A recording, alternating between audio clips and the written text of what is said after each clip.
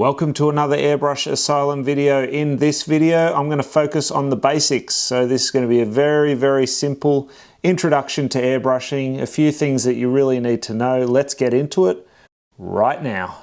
Okay, so before I take you through a few basic exercises, the first real thing that you need to know is there's two different types of airbrushes. There's a double action airbrush, which is what I'm holding here, and a single action airbrush. Single action means that when you press down for air, you get both air and paint, whereas a double action airbrush like this is you press down for air and then you pull back for paint. This gives you a lot more control on finer detail, broad spraying, and you've got a lot more versatility with the brush. It is harder to get used to start with when you're a beginner, but I guarantee you when you get the hang of it, you'll be able to do any particular artwork or texturing or effects that you choose with this particular brush. So make sure that you get a double action airbrush. Let's get into some exercises right now. So one of the things that an airbrush is really known for is its flawless ability to apply paint. So you can virtually just dust on paint from a distance, super light if you want, 50-50 overlap to get a nice even tone, which means that you are passing 50% of your overspray over the next stroke. So then that way that'll give you a nice even shade without any of those gaps in between. If you want to do fine lines up close, pull back for paint and you get a nice fine line. Now I'm using a water-based paint here. This paint's mixed at about a 50-50 ratio, meaning 1:1. For all of my more detailed artworks, I'd usually use about a 30% paint, 70% reducer mix, but you can change that to your liking, whatever suits you. The PSI that I usually run is about 18 to 20 PSI for detailed work. So for this particular training exercise, I'm running a little bit higher at about 30 PSI. So that's also because my paint is thinned at a 1:1 ratio. So now I'm going to show you how easy it is to just do a shaded sphere using a circle template. Okay, so using this freehand template, what I want to do is I want to create a shaded circle. So you can see there's other elements around the area that I want to spray. Now obviously with an airbrush, you can see here that overspray does travel, especially when you're trying to dust it on lightly from a distance. So what I need to do first, if I want to just airbrush in this section here, I need to mask off around that area. So let's go ahead and do that now using some 2-inch masking tape.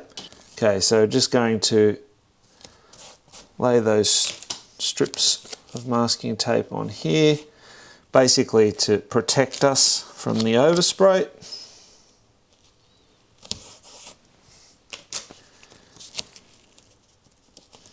And what you can do with masking tape is you can curl it up like so. And what that does, it makes sure that the masking tape doesn't sit flat on the surface, because if you come back far enough, you can still get overspray that travels and it could pick up on those areas, which is not what we want. All right, so I'm just going to spin this around. So you can better see the circle. All right, so we're just going to do one in here.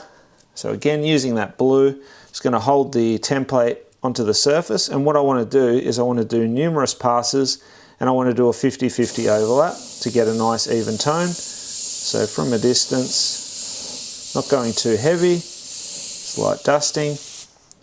All right, so there we have a nice shaded circle. But what I want to do is I want to make that a bit more three-dimensional. So I'm going to use a violet to do that. So this is a transparent violet. Now you could hold the template back up again, and I recommend if you're a beginner to definitely do that. I'm confident enough to just render that freehand. So let's just shade that in like so.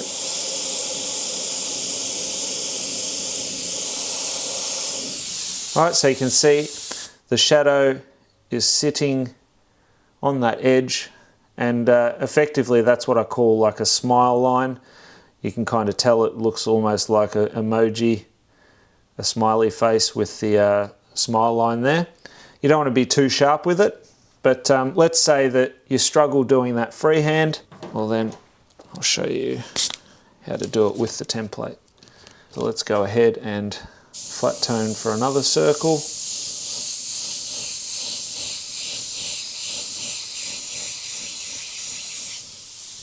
Okay, so you can see there, got a nice flat tone again, bit heavier this time, that's fine.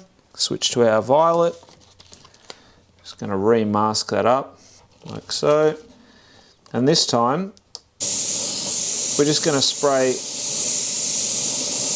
towards that bottom edge. So I'm assuming that my light source is up on the top left here, okay? So this is a lot easier to do, obviously with the template. You can see there, that's still giving it a nice 3D element. So very easy to create shadows simple and effectively. Now, if you want to do another drop shadow off that, and this particular template, which is the Blasted by Rhino Circle Effects, I'll pop a link in the description below so that you can check this out. The airbrushes that I'm using at the moment are the Iwata HPCS Eclipse with a 0.35mm needle nozzle setup, and the Iwata Micron CMC Plus Micron. This has a 0.23mm needle nozzle setup. This one is top of the line. This is sort of your mid-range airbrush, but totally underrated. So again, I'll pop some links in the description so you can check those out as well. So now using my positive here, so you can see this positive template fits over the top. Now we're going to add our shadow there. So just hold that into place, and getting our violet again, spray down like so, getting a bit of template sort of moving up a little bit, that's okay. See how easy that is to render a shadow underneath that sphere. And now we'll do the same with this one. Hold that into place. And just going to come in. And you can even come out in the shape, which helps. Now you want to avoid shading with black if you can. So this is actually a blue violet. So you can see how that's nicely shaded there. You can actually notice there's a little bit of overspray that's traveled there. So that's what I mean. You got to be careful. So that's just picked up from this section here, okay? So if that would have been on an artwork, that would be an issue. This is just a sample panel. But yeah, you can see how quick and easy it is to render some shaded dots. Now, if I want to come in and do some fine dots, then I'd be up nice and close and just pulling back a little bit on the trigger, keeping the air on. And I'm using my hand to steady myself.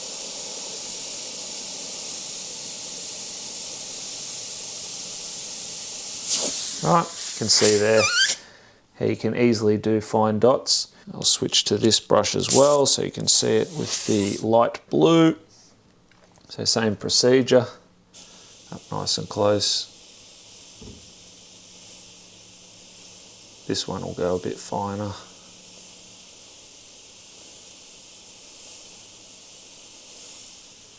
So the important thing is keep the air pressed down at all times.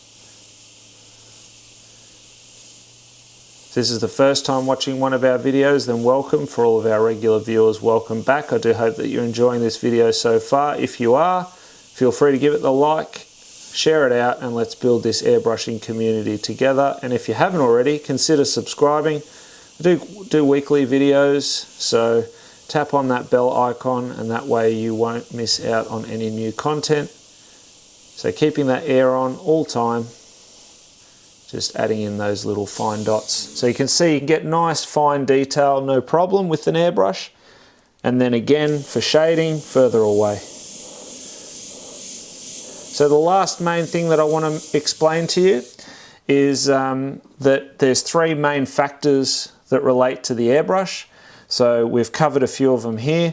So paint flow is one of them. So how far back you pull so how far you pull back on the trigger, so paint flow.